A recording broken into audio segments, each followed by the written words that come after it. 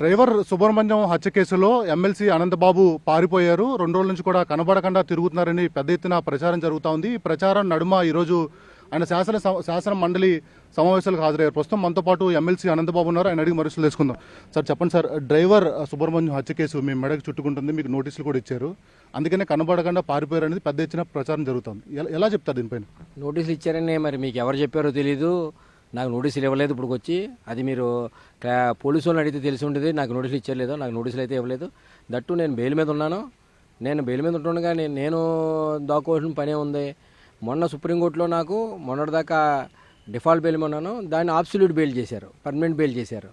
Permanent bail చేసినప్పుడు నేను మొన్నటిదాకా అసెంబ్లీలో ఉన్నాను. నా సొంత పనుల మీద ఇక్కడికి వెళ్తాం కదా, 2 రోజులు కనిపించకపోతే ఎక్కడికో పోయామని ఇలాగా విషప్రచారం చేయడం, అందులో కోర్టులో ఉన్న ఇష్యూని వాస్తవాలు తెలుసుకోకుండా, వాస్తవాలు దగ్గర కాకుండా దాన్ని ఎక్కడికో వెళ్ళిపోరని కోర్టులో ఉన్న విషయాలు కూడా విరుద్ధంగా ఈవేళ మీడియాలో చేయడం ఎంతవరకు న్యాయమని అడుగుతా ఉన్నా. అంటే సార్, గతంలో ఈ ఘటన జరిగినప్పుడు వైసీపీ ప్రభుత్వం అధికారంలో ఉంది, మీరు పవర్ఫుల్గా ఉన్నారు కనుక ఈ కేసు అంతా కూడా పూర్తిగా తారుమారు చేశారు. ఇప్పుడు ఈ సిట్ సంబంధించిన విచారణలో అనేక కీలక విషయాలు బయటపడ్డాయి. దాంట్లో భాగంగా డెఫినెట్గా మీరు మీ భార్య పాత్ర కూడా ఉందన్నది అనేక అనుమానాలు కూడా వ్యక్తం అవుతున్నాయి. దీనిపైన ఏం చెప్తారు? గతంలో మా ప్రభుత్వం అధికారులు ఉన్నప్పుడు నిజంగా మా ప్రభుత్వం అనుకుంటూ నాకు ఏమైనా ఫేవర్ చేసి ఉంటే అప్పుడు అధికారులుగా చేసుంటే నేను 7 నెలలు ఎందుకు జైల్లో ఉంటానండి? సుమారుగా 7 నెలలు జైల్లో ఉన్నాను. 220 రోజులు పైపడి నేను జైల్లో ఉన్నాను. జైల్లో ఎందుకు ఉంటాను? ఇంత మా మానసిక క్షోభం ఎందుకు అనుభవిస్తాను? ఆ రోజు చట్టం తన పని తను చేసుకుని వెళ్తుందన్నట్టుగానే ఉన్నాం. ఏం జరిగిందో ఏటో మీ అందరికీ తెలుసు. న్యాయస్థానాలు తెలుస్తాయి త్వరలో ఏంటన్నది. సార్, అంటే బడ్జెట్ సమావేశాలు మొదలైనప్పటి నుంచి అనంతబాబు చాలా యాక్టివ్గా ఉన్నాడు. ఈ సిట్ ఏదైతే స్పీడప్ చేసిందో మీ భార్యని ఏటుగా దాంట్లో పెట్టారు, అప్పటి నుంచే మీరు కనబడకుండా పోయారు అని చెప్పి కూడా ప్రచారం జరుగుతుంది. అంటే వాస్తవానికి అప్పటి వరకు స్పీడ్గా ఉన్నవారు మీరు ఎందుకు ఆబ్సెన్స్ అయ్యారు? నేను వేరే పని మీద నాకు కోర్టులో ఇష్యూస్ ఉన్నాయి కదా, దాని గురించి లాయర్లతో మాట్లాడడానికి లేదా వేరే నా పర్సనల్ పని మీద బయటికి వెళ్తుంటాం కదా, అలాగే వెళ్ళాను అంతే తప్ప మొన్నటిదాకా నేను ఇక్కడ ఉన్నాను. 2 రోజులు శనివారం ఆదివారం సెలవు వచ్చినాయి. నిన్న కూడా నేను అక్కడ మా కాకినాడ జిల్లాలో ఏ ప్రోగ్రాలు ఉంటే అక్కడ అటెండ్ అయ్యాను. అలాగే ఈరోజు మా భార్యని అన్యాయంగా ఈవేళ ఈ కేసులో ఇరికించారు. ప్యూర్లీ హౌస్ వైఫ్, ఇంట్లోంచి బయటికి రారు, వారిని కూడా ఆడవారని కూడా చూడకుండా చాలా అన్యాయంగా ఈవేళ నా భార్యని ఇరికించిన పరిస్థితి. కేవలం ఎందుకంటే వైఎస్ఆర్ కాంగ్రెస్ పార్టీ నాయకులు ఎవరైతే యాక్టివ్గా ఉన్నారో వాళ్ళని మానసికంగా వాళ్ళని దెబ్బతీయాలి, వాళ్ళ కుటుంబాలను అందరినీ కూడా వాళ్ళని ఇబ్బంది పెట్టాలి, ఆ దిశగా వాళ్ళందరినీ పార్టీ పరంగా వాళ్ళు స్లో చేయాలని దిశగా అడుగులు వేస్తూ ఉన్నారు. అలాగే దానిలో భాగంగా డైవర్షన్ పాలిటిక్స్ ఏంటంటే ఏదైనా ఒక రాష్ట్రంలోని ప్రభుత్వం మీద వ్యతిరేకంగా ఏదైనా ఒకటి చక్కెలు కొడతా ఉంటే దాన్ని డైవర్ట్ చేయాలి, ప్రజల మైండ్ డైవర్ట్ చేయాలి, వేరే రకంగా టర్న్ చేయాలి. టర్న్ చేయడానికి ఈవేళ అస్త్రం ఉపయోగించారు. ఆ అస్త్రం మా భార్యని దాంట్లో చేర్చి దాన్నే దీంట్లో టీవీలోని పచ్చ మీడియాలోని తిప్పి ఈవేళ అన్యాయంగా నా భార్యని ఇరికించిన పరిస్థితి మనం చూస్తూ ఉన్నాం ఈవేళ. అంటే ఈ కేసుకు సంబంధించి రీవెరిఫికేషన్లో అనేక విషయాలు బయటపడతా ఉన్నాయి. ఘటన జరిగినప్పుడు అనంతబాబుతో పాటు ఆమె భార్య కూడా అక్కడే ఉన్నారు. దీంట్లో ఆమె కూడా కీలక పాత్ర ఉంది, అందుకని ఆమె కూడా ప్రస్తుతం పరారులో ఉన్నారనే ప్రచారం కూడా జరుగుతుంది. ఇప్పుడు మీ వైఫ్కి సంబంధించి ఏం చెప్తారు సార్? ఆల్రెడీ ఇక్కడ మా భార్య గతంలో ఎప్పుడో 3 నెలల క్రితం నోటీసులు ఇచ్చారండి. దాన్ని ఆల్రెడీ హైకోర్టులో వేసాం. High court already given the order. ఏమని ఇచ్చారంటే ఇంకొక నోటీస్ ఇచ్చేదాకా ఎటువంటి స్టెప్స్ తీసుకోవద్దని ఇచ్చారు. It is pending in high court. ఇప్పుడు మా భార్య అని గట్రా రమ్మని కాబట్టి ప్రస్తుతానికి అయితే ఏమీ అనలేదు. మేము మా పనులు మేము తిరుగుతూ ఉన్నాం. రకరకాలుగా ఎవరి కాళ్ళు వారి యొక్క పిఆర్పీల గురించి, వారి రేటింగ్ గురించి ఏదో ఉన్నట్టు లేనట్టు, అంటే కోర్టులోనే వ్యవహారం కదా, కోర్టులోనే వ్యవహారం. ఇప్పుడు నేను చెప్పడం కాదండి, రికార్డ్స్ చెప్తాయి, వాస్తవాలు చెప్తాయి. ఇది ఎవరో దాగేది కాదు. కోర్టులో వాస్తవాలు తెలుసుకుని ఆ దిశగా అడుగులు వేస్తే మంచిది అన్నది నా అభిప్రాయం. సార్, అంటే ఈ కేసుకు సంబంధించి చాలా కీలకంగా వ్యవహరించిన 4 అధికారులు కూడా సస్పెండ్ చేశారు. ఇప్పుడు ఈ అంశం హాట్ టాపిక్గా మారింది. ఈ 4 అధికారుల సస్పెండ్ సంబంధించి ఏం చెప్తారు? నేను చెప్పాను కదండి, నిజంగా అధికారులు ఫేవర్ చేసి ఉంటే నేను ఎందుకు 7 నెలలు జైల్లో ఉంటాను? ఇప్పుడు ఎందుకంటే ఇదే అండి, స్టెప్ బై స్టెప్ ఈ ఇష్యూని జాయిగా టర్న్ చేసి ఈ లడ్డూని ఇష్యూని పక్క డైవర్ట్ చేద్దాం.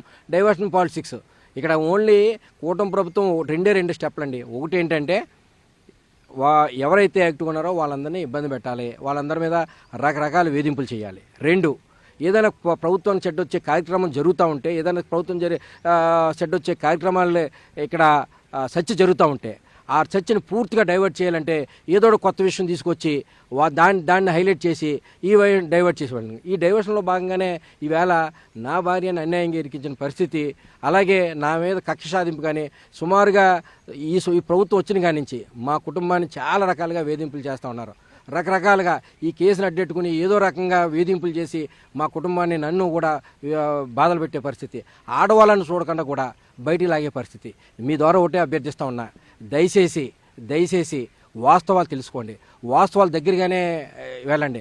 అంతే తప్ప లేనిపోని ఉన్నది లేనట్టు ఉన్నట్టు చేసి దయచేసి మా కుటుంబాలని వీధికి లాగొద్దని మీ ద్వారా మనం చేసుకుంటా ఉన్నా. సార్, అంటే ఇప్పటికే ఈ కేసుకు సంబంధించి 6 నెలలు జైలు జీవితం కూడా అనుభవించి వచ్చారు. తర్వాత ఇప్పుడు మళ్ళీ మీ కార్నర్గానే మొత్తం పెద్ద ఎత్తున ప్రచారం జరుగుతోంది, ఆరోపణలు జరుగుతూ ఉన్నాయి. దీన్ని ఏ విధంగా ఎదుర్కోబోతున్నారు? ఏ ఆరోపణలు అండి? అంటే మీరే ప్రధాన దాంట్లో సూత్రధారి. ఏమంటే అవన్నీ కోర్టులో ఉన్నాయి. కోర్టులో ఇష్యూలు ఇప్పుడు నేనేమి మాట్లాడకూడదు. Court will decide. కోర్టులో విషయాలన్నీ కూడా మనం చర్చించడం కూడా మంచిది కాదు. సార్, అంటే ఫైనల్గా ఇప్పుడు వరకు లీగల్గా వెళ్ళారు, ఎక్కడికక్కడ పోలీసు కూడా సహకరించారు. ఇక మీదట కూడా అనంతబాబు ఈ ఎపిసోడ్లో పూర్తి సహకరిస్తారా? పోలీసులు సహకరించండి. మొత్తం ఇన్వెస్టిగేషన్కి ఇంట్రాగేషన్ లేదు, వాళ్ళ పని వాళ్ళు చట్టం ప్రకారం చేసుకుని పోయారు. ఎవరూ నాకు సహకరించలే. వాళ్ళ చట్టం వాళ్ళ ప్రకారం చేసుకుని పోయారు. నన్ను అరెస్ట్ చేశారు, రిమైండ్ చేశారు. 7 సంవత్సరాలు జైల్లో ఉన్నాను. నేను చట్టం నా లా ప్రకారం నేను కోర్టుని ఆశ్రయించాను. కోర్టు నా యొక్క పరిశీలన నేను వేసుకున్న పిటిషన్ని పరిశీలించి నాకు బెయిల్ శాంక్షన్ చేశారు. డిఫాల్ట్ బెయిల్ ఇచ్చారు. ఇప్పటిదాకా డిఫాల్ట్ బెయిల్ ఉన్నాను. మొన్నే రీసెంట్గా దాన్ని పర్మనెంట్ బెయిల్ కూడా చేశారు సుప్రీంకోర్టు వారు. సార్, అంటే ఫైనల్గా ఈ ఎపిసోడ్లో ఎలా ముందుకు వెళ్ళబోతున్నారు? న్యాయపోవడం చేయడం తప్ప ఇంకంతకంటే చేయలేం కదండి. న్యాయపోవడం చేయలేం. ఎందుకంటే అనంతబాబుని టార్గెట్ చేశారు ఈ ప్రభుత్వం. అనంతబాబుని ఏదో రకంగా ఇబ్బంది పెట్టాలి, వాళ్ళ కుటుంబాన్ని ఇబ్బంది పెట్టాలని చేస్తున్నారు. ముఖ్యంగా నేను ఒకటి చెప్పదలుచుకున్నానండి, ఇది ఏ కులానికి సంబంధించింది కాదు. మీరందరూ నేను వాస్తవం చెప్తా ఉన్నాను. నా దగ్గర ఉన్న, మీరు ఎంక్వైరీ చేయండి, నా దగ్గర ఉన్న నా చుట్టూ ఉన్న వాళ్ళందరూ కూడా ఎస్సీలు ఎస్టీలు మాత్రమే. వాళ్ళని ఏ రకంగా ఆదరిస్తానో, ఏ రకంగా హక్కును చేసుకుంటానో, ఏదైనా సమస్య వస్తే వాళ్ళ పక్షాన్ని ఏ రకంగా నిలబడతానో వాళ్ళందరికీ తెలుసు. ఈవేళ ఏ క్యాస్ట్కి ఇష్యూ కాదు, ఇది ఒక రాజకీయ ఇష్యూ కాదు. ఏమీ కాకపోయినా సరే ఇది ఒక కులాన్ని పులిమి దాన్ని ఒక రాజకీయంగా దాన్ని వాడుకుని ఆ ఒక పార్టీకి ఆపాదించి, ముఖ్యంగా జగన్ గారికి ఆపాదించి ఇవాళ లబ్ధి పొందాలని ఈ కూటమి ప్రభుత్వం చేస్తూ ఉంది. ఈ లబ్ధి పొంది ప్రజల్లో ఎస్సీ ఓట్లు గెయిన్ చేసుకోవాలని ఈ రకంగా నన్ను పావుగా వాడుకుంటూ ఉన్నారు. ఈవేళ వేరే పార్టీ వాళ్ళు జరిగితే వాళ్ళ వ్యక్తిగతం, పార్టీలకు సంబంధం ఉండవు. నా గొడవ జరిగితే మాత్రం అది పార్టీకి సంబంధించింది, అలాగే కులానికి సంబంధించిందని చేయడం ఎంతవరకు సమంజసం అని అడుగుతా ఉన్నా. ఎందుకంటే నేను చాలా ఎస్సీల పట్ల కానీ ఎస్టీల పట్ల కానీ అణగారిన వర్గాల పట్ల కానీ చాలా దయనీయంతో, చాలా హెల్ప్ఫుల్గా ఉన్న సందర్భాలు. ఎందుకంటే దానికి ఉదాహరణ నా ప్రాంతంలో, నా గిరిజన ప్రాంతంలో అంతా ఆ రకంగా నేను గిరిజనుల పట్ల కానీ ఎస్సీల పట్ల కానీ లేకపోతే నన్ను 2 సార్లు ఆ పర్యాయాలు అక్కడ నెగ్గించేవారు కాదు. అది ఒక్కటే ప్రమాణం అని కూడా మీ అందరికీ చెప్పగలుగుతా ఉన్నా. Thank you. నేను ఎక్కడికి పారిపోలేదు, నాకు పోలీసులు కూడా ఎటువంటి నోటీసులు ఇవ్వలేదు. ఏదైతే బలంగా వాయిస్ వినిపిస్తున్నారో వైసీపీ వాళ్ళందరినీ కూడా టార్గెట్ చేస్తూ ఉన్నారు. దాంట్లో భాగంగానే నన్ను కూడా టార్గెట్ చేస్తున్నారని చెప్పి ఎమ్మెల్సీ అనంతబాబు చెప్తా ఉన్నారు. మా కుటుంబానికి సంబంధం లేకుండా తన భార్యను కూడా దీంట్లోకి లాగారని చెప్తా ఉన్నారు. ఏదేమైనప్పుడు కూడా లీగల్గా అన్ని విషయాలు తేల్చుకుంటామని చెప్పి ఎమ్మెల్సీ అనంతబాబు చెప్తా ఉన్నారు. కెమెరామ్యాన్ శ్రీనివాస్తో కలిసి వినయ్, ఎన్టీవీ, అసెంబ్లీ నుంచి.